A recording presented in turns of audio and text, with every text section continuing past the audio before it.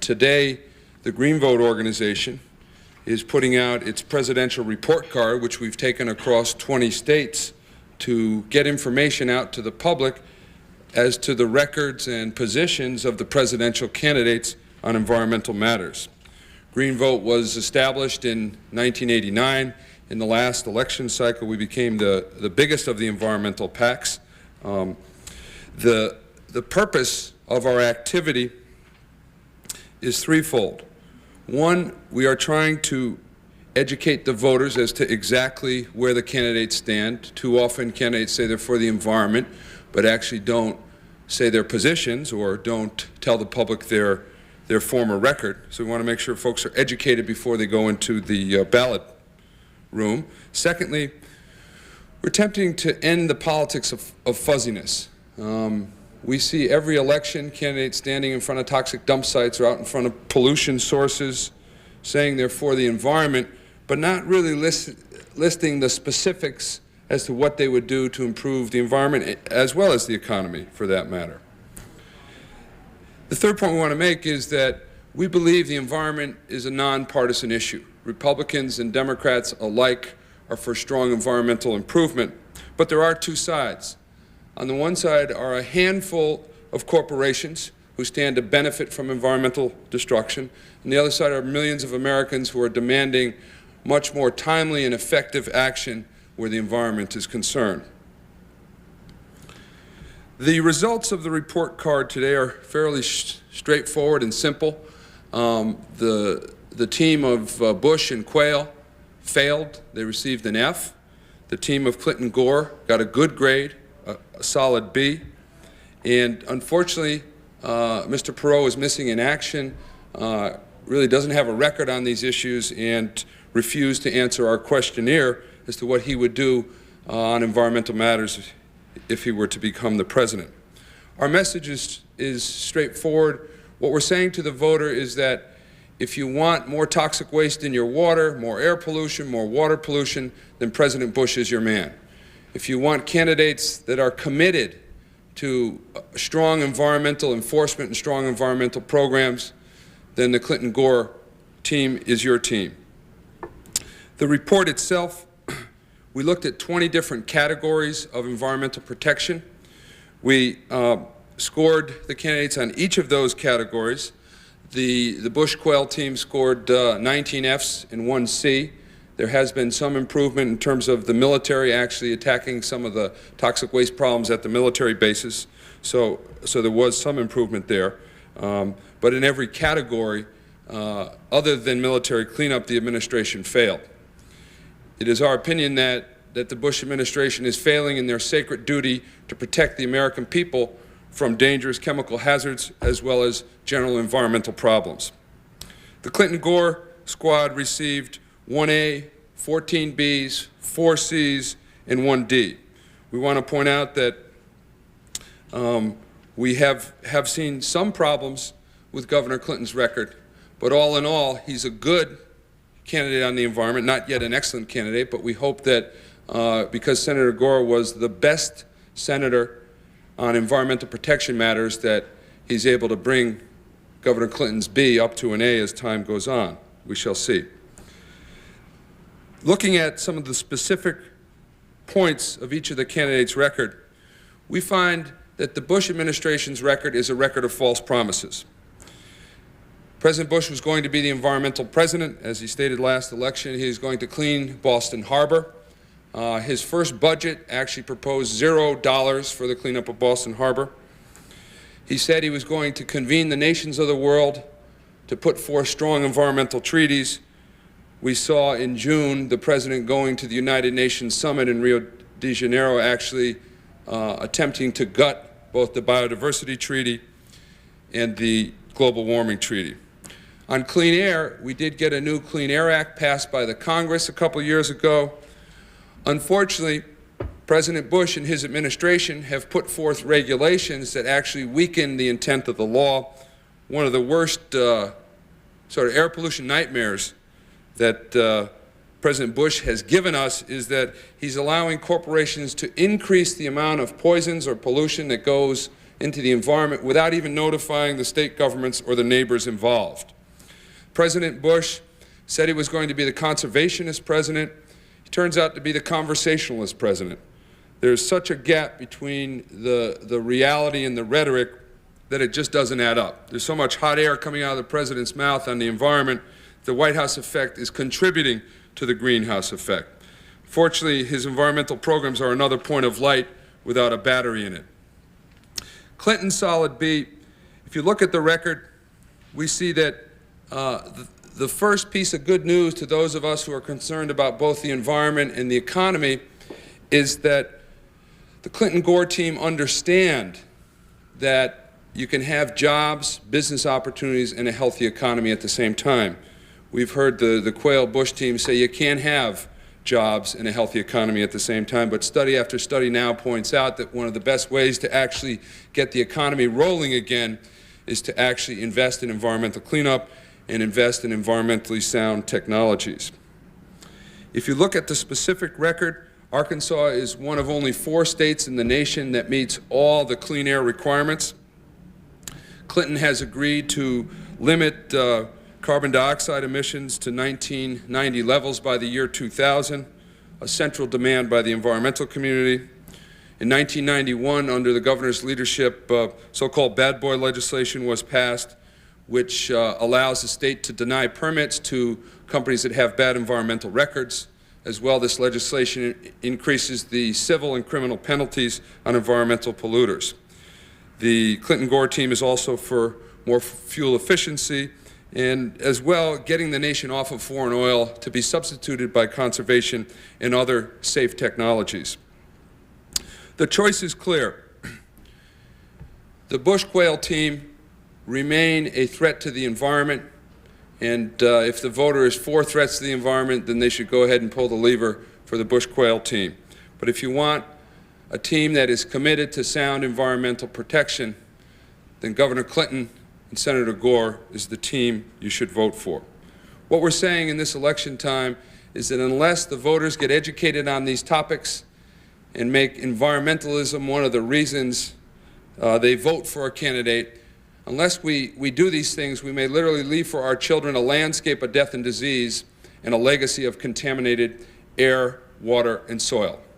I would now like to introduce the program director of GreenVote, Mr. Owen Byrd, who will detail some of the work we've been doing out across the country to get the message out to students and community residents as to who's good, bad, and ugly on environmental matters. Mr. Byrd. Thank you, John. When John O'Connor and others founded GreenVote in 1989, they'd always intended that it be the people's PAC, that we mobilize people to support pro-environment candidates. And with our campus and community campaign this fall, we have fulfilled that mandate. This fall, GreenVote took its message to 27 states, and over the past 7 or 8 weeks, has registered over 107,000 young eco-voters who are committed to working for and voting for pro-environment candidates. I think this is one of the largest and most significant developments politically among young people in this country. We've used an issue that resonates with young people and speaks to our futures as a way to draw people into politics. And if you look at the development over the past couple of years of how young people have come into the environmental movement, you will see they've moved from personal change and urging people to recycle into institutional change and pushing corporations and pushing their universities to change, now into politics. They've brought it full circle, and GreenVote has contributed to that. I'd like to make special note, with the polls having come out yesterday about the presidential campaign and just how close things are, that those polls do not take into account this surging youth vote.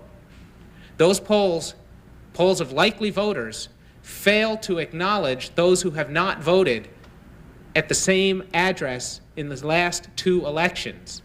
That fails to account for an enormous number of people that GreenVote on the environment and our friends in the pro-choice and education funding and human rights communities have registered, have mobilized, and who will be turning out on Tuesday. This is the X factor in next Tuesday's election. I think young people can provide the margin of victory in significant states for the top of the ticket, as well as for the important pro-environment candidates that GreenVote has endorsed for the Senate and the House.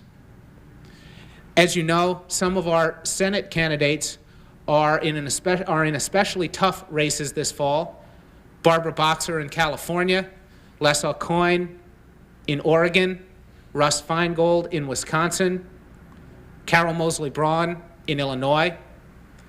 And some of our most important House races are also tight, especially Pat Williams in Montana, who's facing a strong challenge there from Ron Marlenet. The important message is that the environment motivates young people to get involved in politics. As we will see, I think, over the coming decade, we are surfing the crest of an enormous wave of interest in the future that resonates with environmental issues, that connects them to the economy in a way that many of the candidates are not yet doing. Young people clearly have the economy first and foremost on their minds. Many need good jobs when they graduate. They need to pay off their loans. But they understand that those jobs will not be available if they are not part of an economy that is grounded in a safe and sustainable environment. So for that reason, GreenVote is especially pleased and proud to announce its voter registration results.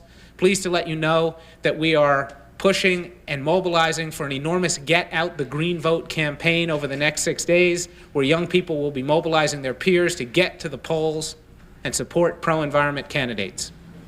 I'd now like to open it up for questions and further comment from John O'Connor. How exactly will you be doing, though, this Get Out the Vote campaign in the next 6 days? Well, a combination of things. One is that we have representatives staged out across 10 different states right now that are working to actually mobilize the students we've registered to actually turn out and vote. Secondly, I'm sort of coming to the close of a 20-state publicity campaign where I've taken the report card out to the local citizen groups, the environmental community, and folks who are concerned about these issues. So both public education, actually organizing to turn out to vote, are the two approaches. What are your 10 states where you have organizers? We have folks on the ground in New Jersey. Let me make sure I get all 10. New Jersey, Pennsylvania, New York, Ohio, Colorado, Oregon, California, Louisiana, Texas. Oh, is that Oklahoma? Okay.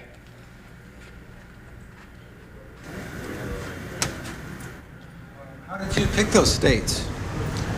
Well, basically, we picked those states because we thought that most of them were going to be key battleground areas, and where, in particular, the notion that you can't have a growing job sector and a healthy economy, that notion has been out there in many of those states, and we wanted to get the word out that we now understand that one of the best ways to grow the economy, or one of the best ways to spur economic growth, is through environmental protection, environmental spending.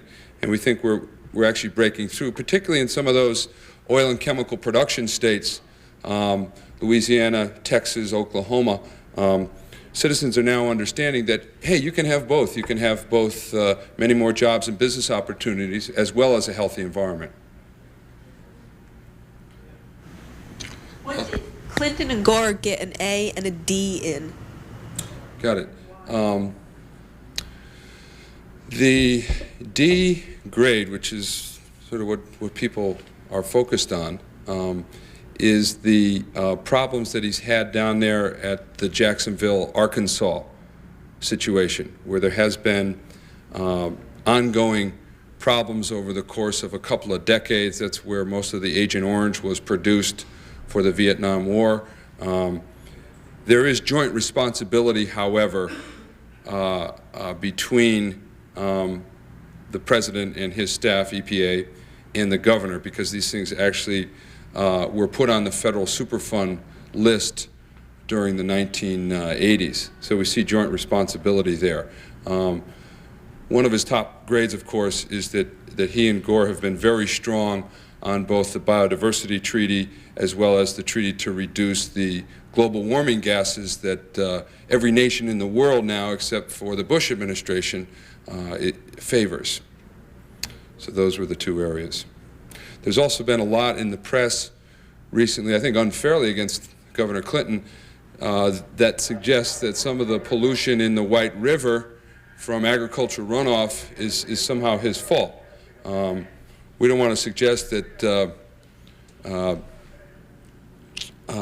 like a lot of press reports, that somehow that can be directly attributed to the governor. Certainly he could have done a little better, but this is an area where the federal government failed in their duty to enforce the law. They were supposed to come up with regulations that begin to clean up the so-called surface runoff from agricultural production, and the federal government under the Bush administration never came up with those regulations. So that's an area, again, where there is joint responsibility between the federal government and state governments. Obviously, poor states don't have a lot of resources to initiate very intricate regulations, and where environmental protection is these days, the state governments rely on standards being set by the federal government so then they can enforce them, and the federal government has never come up with standards in this area.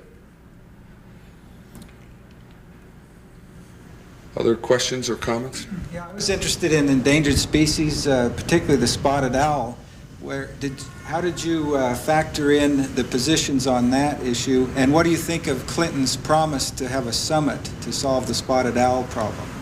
Well, I think it would be a very good idea if we had a president who actually rolled up his sleeves and got to work on these issues. Bush has used that issue to try to divide people. The fact of the matter is that we've lost more jobs because of the export of logs, and therefore the mills have been closing down because of the rapid export of logs, than we have because of any problems with the so-called Endangered Species Act. What we're saying is that, look, you can have jobs out there without raping the forests. And we think a summit that brought together environmental leaders, trade union leaders, U.S. senators, reps, etc., is really a step in the right direction. Can I Yeah. add one comment? A number of the students that we're working with in Oregon have said that the real threat to American jobs isn't trees and owls, it's bushes and quails. And that they look forward to this summit helping to solve this ongoing political warfare, and they're especially enthusiastic about the thought of Oregon Senator 2B, one hopes, last saw coin, participating in a meaningful way in those negotiations. Are you, how should I put this? Governor Clinton seems to have a reputation as a conciliator, working out problems somewhere in the middle. But I wonder if the environmental community is willing to get behind the summit and say whatever comes out of it, we'll support it. Well, I think various groups are going to have different opinions. There's a wide spectrum in the environmental community. Greenpeace has a position that's different from Sierra, that's different from the National Toxics Campaign. But I think we've all recognized that we have a real problem, and more of us are saying, look, let's figure out how to create jobs for people or some safety net for those workers as we make the transition from what we consider a dangerous economic approach to a much more safer and sustainable one. There are many alternatives that are being floated as to what to do with the mill workers, the timber workers, and what we're saying is that let's give some of those solutions a shot. Let's get the federal government behind looking into the solution to this jobs and environment apparent conflict. In the long run, we don't see a conflict in the sense that we understand that one of the best ways to get the economy rolling is actually by spending private dollars and public dollars on new products, new processes that can actually land the U.S. economy in a much more competitive position vis-a-vis the Japanese, the Germans, and the rest of the worldwide competition. The Japanese and Germans are outperforming us in part because they make the same widget, computer, or automobile with half the fossil fuels, half the toxic chemicals. They're starting to understand that preventing pollution is actually profitable, can pay for itself in the long run, and may very well be the list of what's next to get the economy rolling again. Other questions, comments? Yeah, there was, I wanted to get back to what you were saying about the agricultural runoff in the White River.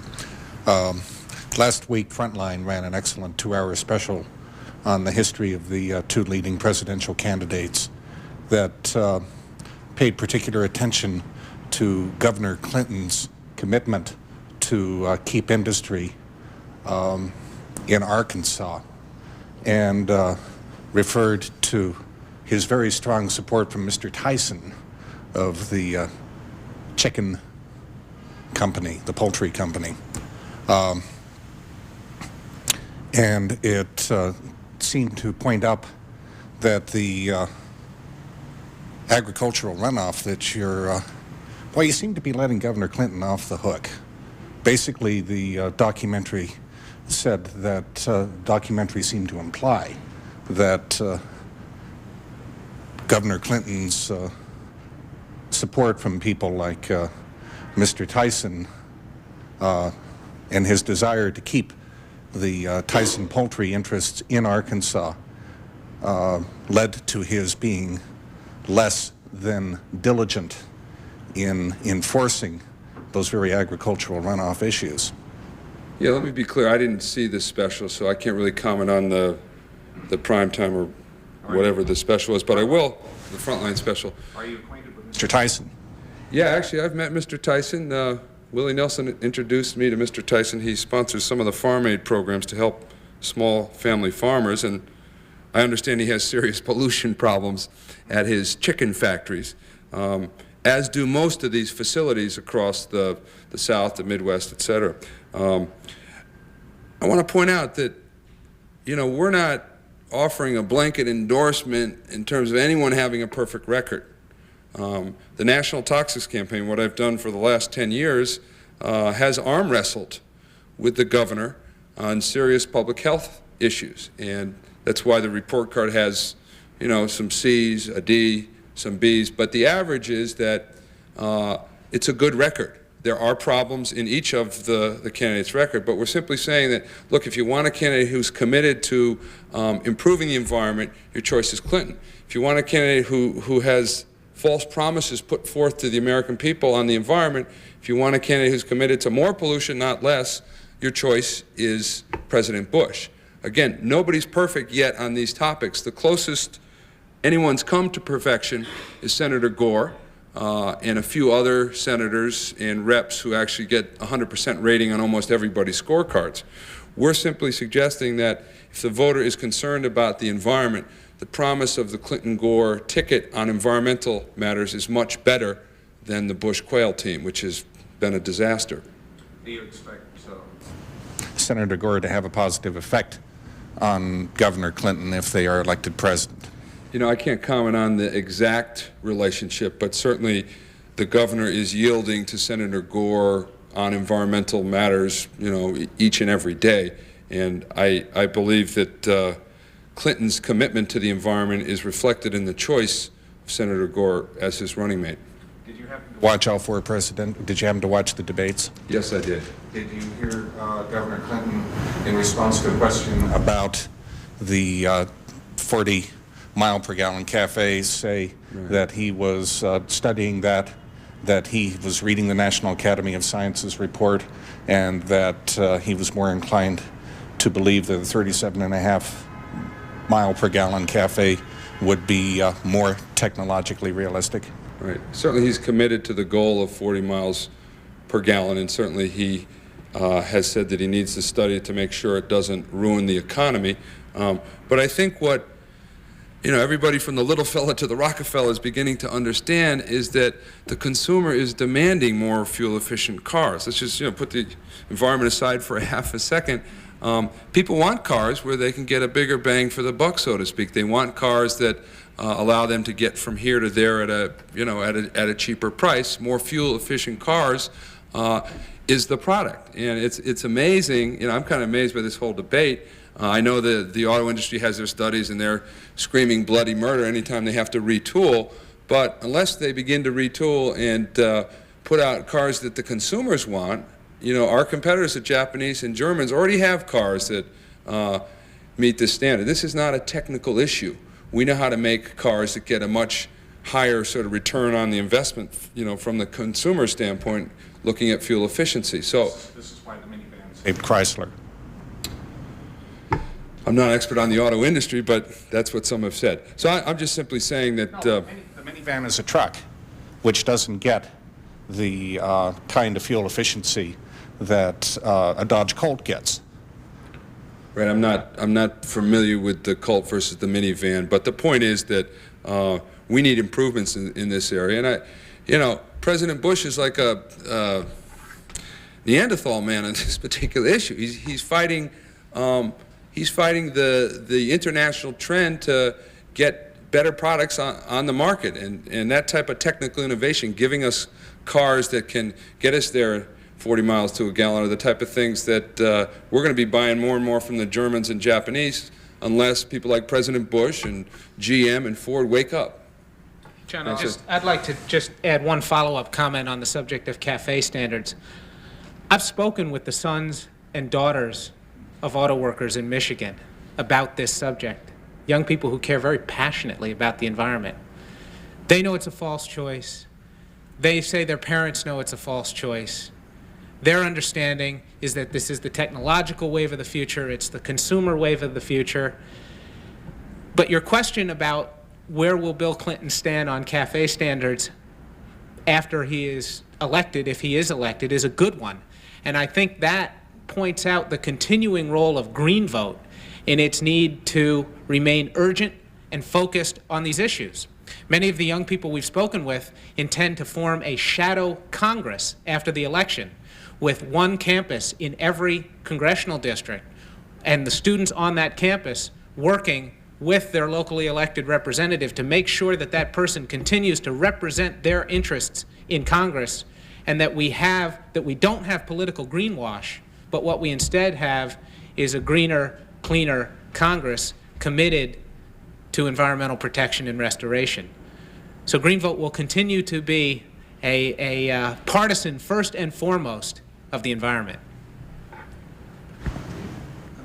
Yeah, go ahead. Does your group support an increase in the gas tax, as Mr. Perot has advocated? No, we haven't taken a position on that. In the back here.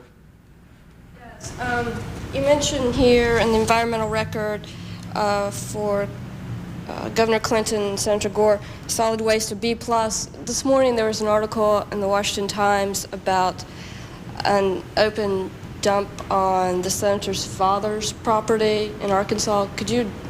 Would you think that it would be indicative for Senator Gore to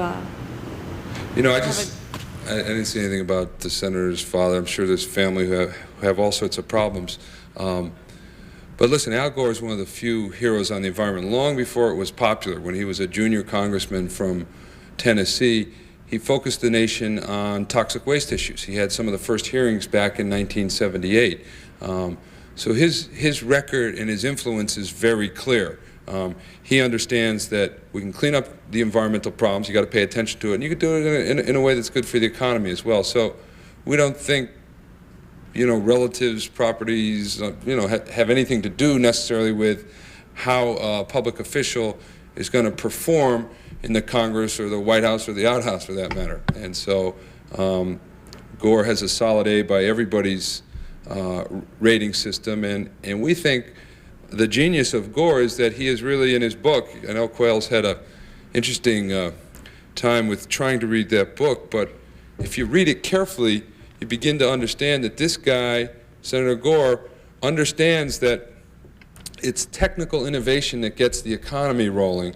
And really, when we talk about preventing pollution and cleaning up the environment, we've got to fundamentally redesign the factories, farms, automobiles, and homes over time in a way that allows us to live several generations into the future. And that, again, can be good for the economy as well. And so we think his record is very clear, and we don't know much about Al Gore Sr.'s property up there. And Do you think it's indicative for a candidate to clean up his own house before setting forth rhetoric on it? sure, but there's no evidence that Al Gore has dumps or has pollution sites or was ever affiliated with any organization that polluted the environment. I can tell you this. I've spoken with students in Tennessee who've worked with our folks in the Southeast and Georgia and other places who consider Al Gore a hero. And it's not very often you hear that term used by young people these days about anyone, let alone a politician from their own state. I think Al Gore, if you look at the record, his record of introducing legislation, his record of taking bold steps, his record of not sort of sticking his finger up and testing the prevailing political winds, but instead being a real partisan of the earth, I think speaks for itself. Great. Last question. Question for Mr. Byrd. First, you said that concern for the environment will lead to greater voter turnout among young people this year. Isn't it their concern about the economy that is foremost in their minds, and isn't that the reason that they're going to be going to Clinton this year? As I said earlier, clearly everyone has the economy first on their minds. Students especially need jobs, but they want those jobs grounded in a safe, clean, and healthy environment that will in turn provide for a sustainable economy in the long run. They don't want here today, gone tomorrow jobs that not only use up human capital, but use up the Earth's natural resource capital. It's got to be sustainable, and young people are leading the charge to make sure that everyone understands that. They'll be taking that with them on Election Day and making Election Day Earth Day. Great. Okay, any last comment or question? Great. Thank you very much for coming, and don't forget to vote on Tuesday.